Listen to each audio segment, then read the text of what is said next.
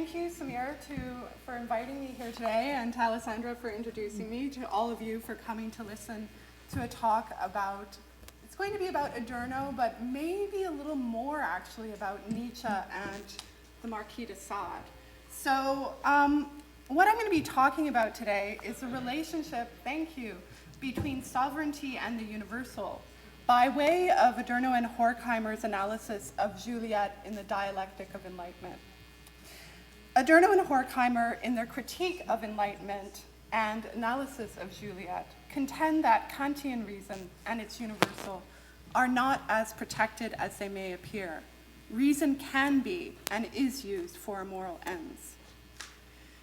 This analysis will involve extensive engagement with Nietzsche's sovereign individual in On the Genealogy of Morality, and to a lesser degree with Lacan's reflections on female sexuality in Encore, and with Angela Carter's reflections on Juliette, Judith Butler's notion of the performative in Bodies That Matter, and Sarah Ahmed's notion of willfulness in Willful Subjects. So this is part of a larger project which looks to how dissonant exemplars from literary history can help us to reevaluate and reinterpret the Kantian subject. This is particularly relevant today in a post-truth world, where the default human, presumed free and reasonable, has been shown to lack the foundations from which it gains its merit, and has been widely rejected without the provision of a coherent replacement.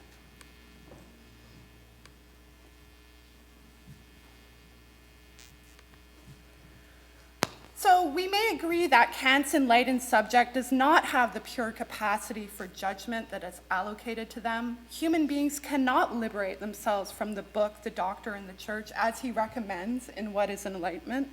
Yet there are some judgments that are better than others, judgments that demonstrate greater precision and allow for a more rigorous development of knowledge. One's ability to know is closely related to their capacity to think critically, which, as Kant claims, depends upon the individual's intellectual maturation. The presumed purity of this process of maturation is questioned both by the Marquis de Sade and by Nietzsche, as noted in the dialectic of enlightenment. What they know, and Nietzsche points to specifically, is that one's faith in individual sovereignty is a self-disciplining mechanism that marks the individual. In his genealogy, Nietzsche questions whether the principle of sovereignty really makes us free individuals. This question is taken further through the character of Juliette, who plays out the self-disciplinary measures of sovereignty to their exhausting limits. As a dissonant exemplar of the Kantian subject, Juliette helps to expose the violence that exists in its rationalized structure and the potential it has for destructive impact on those who radicalize its logic. She expands our understanding of what the sovereign individual looks like by helping us to see it differently. In On the Genealogy of Morality, Nietzsche writes, "To want to see differently is no small training. Let us be better from now on in guarding against the old conceptual myth-making that posits a pure, will-less, painless, timeless subject of knowledge. Let us guard against the tentacles of such contradictory concepts such as pure reason, absolute spirituality, knowledge in itself. Here it is always demanded that we think an I that cannot be thought at all, an I that is supposed to have absolutely no direction, in which the active and interpreting forces through which seeing first becomes seeing something are supposed to be shut down, supposed to be missing. So what is demanded of the I here is always an absurdity and a non-concept. There is only a perspectival seeing, only a perspectival knowing. And the more affects we allow to express themselves on a given thing, the more eyes, different eyes we know how to engage for the same thing, the more perfect will be our concept of this thing, our objectivity." In Genealogy, Nietzsche reinterprets the praxis of philosophy as one that seeks out objectivity through the accumulation of as many perspectives as is possible. Nietzsche explains this as having more effects and more eyes from which to view and experience some claim. It involves adopting the standpoint of another and attempting to understand their motivations. By experiencing as many perspectives as is possible, one can come to a fuller understanding of something and appreciate the genealogy of that perspective. So, if we take Nietzsche's proposal about knowledge seriously, namely that the development of objective thinking relies on one having more eyes, of acquiring a keener sense of the multiplicity of affects and their associated beliefs, then the method of philosophy he utilizes can be understood not only as genealogy, but also as a practice of reinterpretation, which seeks to destabilize the presumptions of hegemonic knowledge regimes. Furthermore, when Nietzsche urges the reader against what he calls the old conceptual myth-making, he is writing of the modern traditions of Kant and Locke that thinks of the subject as pure and timeless. Nietzsche contends that to understand the modern subject, one must first consider it as a creature of repetition whose consciousness has been formed through a collective process of moralization. What makes one a sovereign individual is not their capacity to reason and reflect with a memory that is uniquely their own. Instead, individuality is formed through one's integration into a collective memory of myths or beliefs which allow for those who are deemed responsible subjects to view themselves as free. So Nietzsche claims that the process of becoming sovereign, a self-declared master of the free will, is a process that includes but also exceeds the psychic impersonation of myth, because these impersonations are founded upon a history of pain that is unconsciously inherited through cultural and bodily memory and bred into the human being as conscience. Nietzsche's account of the ways in which the conscience takes hold of the individual as bad conscious ressentiment, but also as self-mastery, implies that trauma, both as memory and as lived experience, shapes identity and can have harmful as well as liberating effects. Like Kant, Nietzsche emphasizes the importance of questioning the self and those knowledge regimes one is governed by, so that one can find critical distance from them. It is thus fair to state that Nietzsche does not completely abandon the Kantian project of enlightenment. However, he does, as Horkheimer and Adorno note, point out its dialectical character, and in doing so, he also works to progressively undermine it.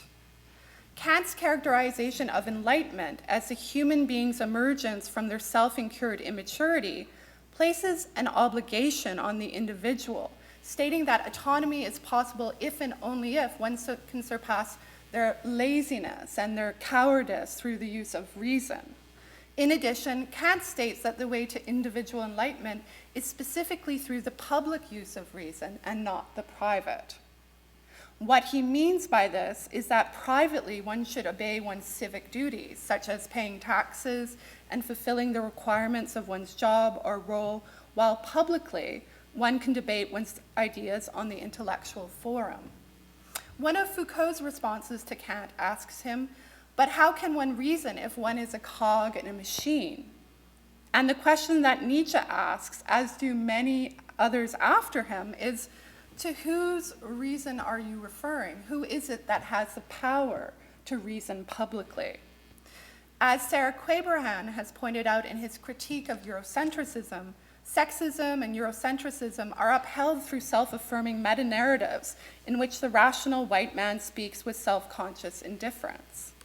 Although Kant states that one must learn to emancipate oneself through the use of reason, he does not sufficiently consider that reason itself has been shaped through an order that has particular interests at stake. Habermas draws a parallel between the texts of Nietzsche's Genealogy and Horkheimer and Adorno's Dialectic of Enlightenment, calling them nihilistic texts, which are unable to follow the so-called existing forms of communicative rationality. He is correct in that Nietzsche, as well as Adorno and Horkheimer, are insensitive to communicative rationality, but this is because they dispute its presumed neutrality and universal applicability by offering counterexemplars and new narratives about the generation of truth and reason. Contra Habermas's charge of nihilism, Nietzsche, Horkheimer, and Adorno work with a reflexive notion of self-awareness. This is related to Horkheimer's definition of critical theory, which seeks emancipation from slavery, in addition to an increase of knowledge. In other words, philosophical thinking cannot be approached with honesty unless it also examines and divulges the ideological domination it perpetuates. So, the sovereign individual is a disputed topic in Nietzsche's studies, with many reading it as an admirable type for Nietzsche, even his ethical ideal or en route to becoming übermenschlich or overhumanly. However, a close reading of On the Genealogy of Morality shows that the sovereign individual is an explanation of a human type that is the result of a moral education to make the human being accountable through the development of conscience. As such, it is not an ethical ideal, but rather is a type that Nietzsche deconstructs. As Krista Akampora notes, and I quote, "It is a serious mistake to read it as Nietzsche's future ideal. For when one does so, one remains blind to the fact that the sovereign individual is the ultimate product of the process of moralization whose possible overcoming Zarathustra heralds." As a figure who performs the principles of the liberal state, the sovereign individual is one whose autonomy and responsibility have been formed through a violent process of subjugation and indoctrination, which we will see is very much the case for Juliette. Nietzsche explains that the sovereign individual is a type that has been systematically constructed through not only social conventions, but also through extreme methods of suffering. He states that in order to make one responsible, one first had to be made necessary, uniform, and predictable. This occurred through what Nietzsche calls the morality of custom and the social straitjacket. According to Nietzsche, the human being has been bred into a being that is able to make promises through punishment and discipline. The result of these harsh methods is the autonomous, moral, and sovereign individual.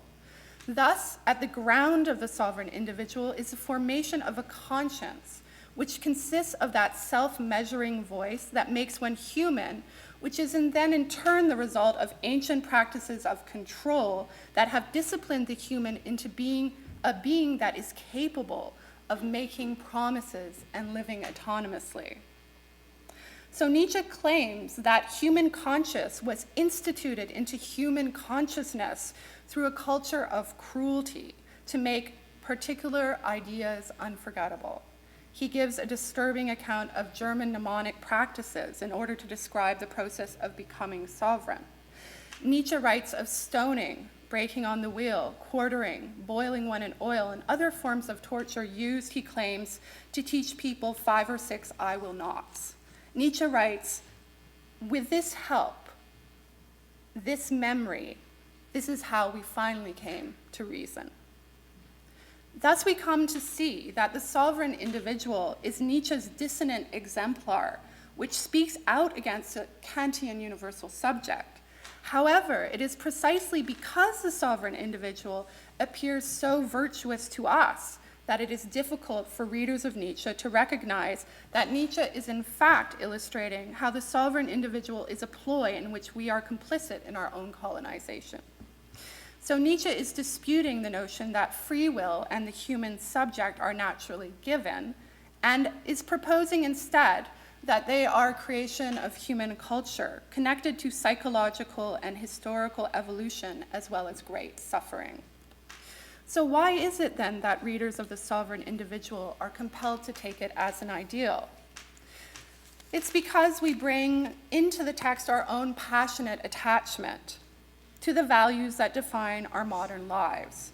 Such attachments include our likening towards the concepts of responsibility, promising, and agency, and the power associated with a human type that has the freedom to choose, to take part in radical self-assertion, to be, in Nietzsche's terms, one's very own master of the free will. The only reason that the sovereign individual conceives of themselves as a master of the free will is because they have been shaped through generations of suffering, psychological as well as physiological manipulation to believe that they are free. Nietzsche's reason for telling us such is not to share with us the beauty of our moral freedom as so-called sovereign individuals, but rather to show us that this very notion has been brought about through enslavement, and that our understanding of what it means to be moral, rational, and free are ones that have been tightly circumscribed through long traditions of religious, political, and social control. Thus, if we attempt a closer reading of the text, it becomes quite clear that Nietzsche's account of the sovereign individual is meant to be provocative and conversational to the reader, to provide a mirror to our own moral selves, and even more so to unravel the values that we take for granted. We might even say that it relies upon our moral trust for it to be used as a destabilizing mechanism. Still, Nietzsche's sovereign individual is a representation of a constructed human type, one that modern human beings, and not Nietzsche, tend to admire. It may be fair to ascribe a certain degree of agency to the sovereign individual, as Nietzsche himself suggests in Genealogy of Morals, but this is through his notion of the deed, not through the commonly understood notion of freedom that we subscribe to. So the relationship between sovereignty, reason, and the good is examined by Adorno and Horkheimer in the reading of the Marquis de Sade's Juliette, looking at her as an embodiment of enlightenment thinking. They dispute Kant's account of emancipation through showing how the reason he appeals to has lost its rationality and become a tool of bourgeois power. Adorno and Horkheimer claim that the human subject must be understood as one that is historically unresolved. The subject is unresolved and cannot achieve self-emancipation as Kant recommends, because transcendence of the mythical thinking of earlier times, such as the belief in sovereignty and reason, is not as straightforward as it may seem. This is partly because human consciousness is structured by myth. The edifices of myth are made contagious through values and exemplars and absorbed by the individual as self-measuring devices.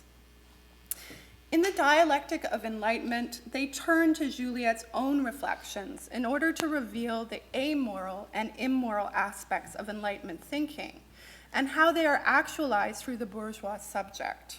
The significance of Juliette's ability to question presumptions about the universal applicability of reason lies in the fact that while she is refusing her responsibilities of the social contract through her transgressive acts, she is doing so through a deployment of reason.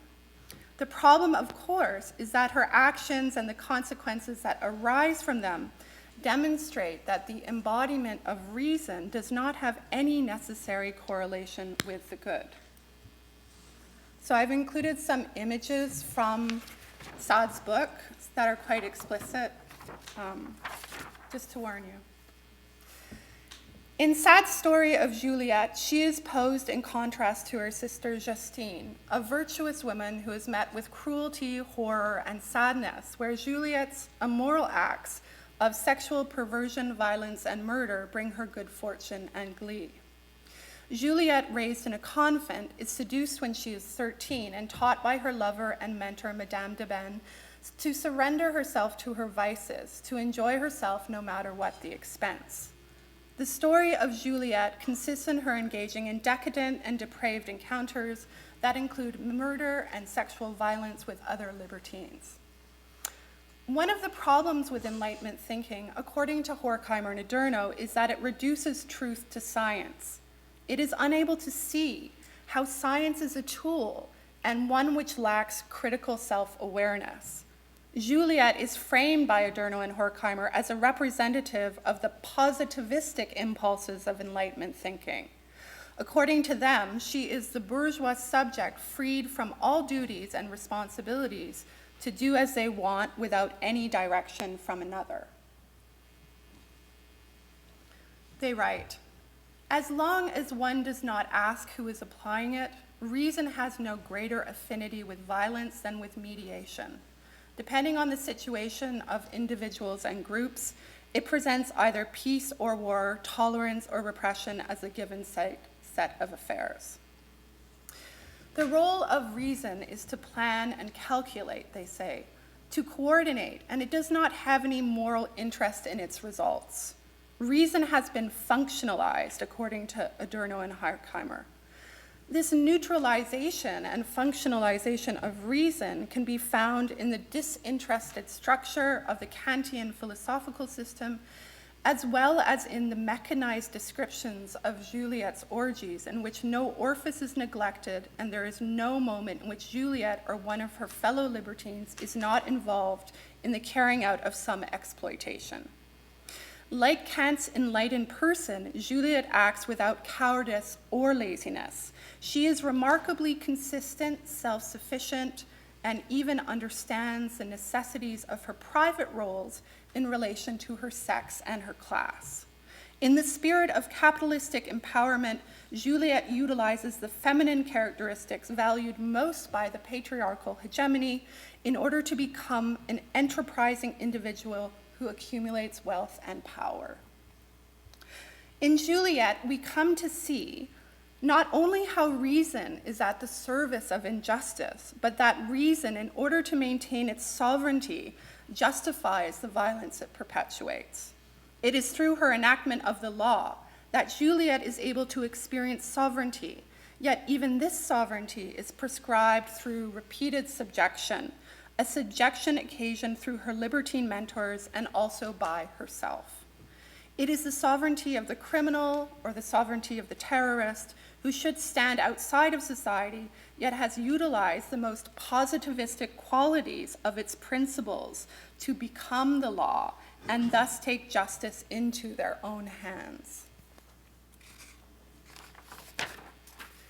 In Sade, Angela Carter states, we find that only those who make the law may inherit this freedom. Juliette performs the violence that was done unto her with a higher level of intensity, and in doing so, she usurps the law, becoming it herself. Following Nietzsche's analysis of sovereignty, Juliette is performing the same acts of barbarism that allowed for the emergence of the sovereign individual in the first place. Further, she embodies the spirit of cruelty of the will to power, which seeks its release through punishment. Juliette murders her daughter, turns violently on her friends, and when her lover and companion Clairville dies, she leaves her easily and without regret. Carter writes that, and I quote, "She is a token woman in high places. She is engaged in destroying those high places all the time that she is enjoying the pastimes they offer. She engages in murderous orgies with the Pope and then robs him." Carter, too, characterizes Juliette as a terrorist, but she calls her a sexual terrorist who refuses her role as a procreative woman, as well as any obligations to motherhood, deploying her sexuality as a tool for rationalized violence. As a woman living under a patriarchal system, when Juliette is turned out from the convent because her father can no longer pay for her to be kept there, instead of becoming a victim of circumstance as her sister Justine does, Juliette becomes, in her own words, a whore who uses her sex to gain power. Although it is suggested by some commentators that Juliette's position is one which takes leave of all femininity, it seems instead that she uses the characteristics most associated with the so-called fallen woman and deploys them with calculated rationality, performing every prohibition in order to survive and even flourish as a very feminine libertine. In addition to revealing to us that reason has no necessary correlation with the good, Juliette tells us that a woman's sexuality is the most fertile ground from which to obtain power in a phallic economy, so long as she can maintain a cold and calculating attitude towards it. Juliette is sometimes conceived of as a transvaluator in Nietzschean terms. She can also be understood as someone who is returning to the more brutal logic of cruelty, which Nietzsche explains as being the necessary precondition for the formation of the sovereign individual. We might also read Juliette through Lacan as a woman who, because she is not all in the phallic order, has learned how to employ it to her greatest advantage. In Encore, Lacan's text on feminine sexuality, he suggests that those who speak as women live more in the realm of the real, and thus have a greater distance from the symbolic order than men do. This means they can have a more critical and creative relationship with social laws because they can recognize the movable character of meaning and values. In addition, since Lacan associates feminine jouissance with transgression, the experience of feminine sexual pleasure is already, at least partially, occurring outside of the symbolic order. Lacan explains that because a woman is not whole, she is not all in the phallic discourse. There is some part of her that exceeds it. He writes, and I quote, "It is not because she is not wholly in the phallic function that she is not there at all. She is there in full, but there is something more." This means that those who occupy the speaking and desiring place of woman have access to two kinds of jouissance, both the phallic one and the feminine one. Unlike Claire Will, the castrating woman who destroys men through exhausting their sexual capacities, believing that she obtains the phallus in doing so, Juliette occupies a double position. She knows how to act in the place of the man, and she also knows how to exceed him through qualities that are very much connected to her sex. There are numerous instances in which Juliette can be seen to reject the expectations associated with her symbolic position of woman, through the violent and parodic performances of those roles associated with her feminine position. One particularly disturbing example is when Juliette takes part in a parodic performance of marriage ceremony with Noircil and their children.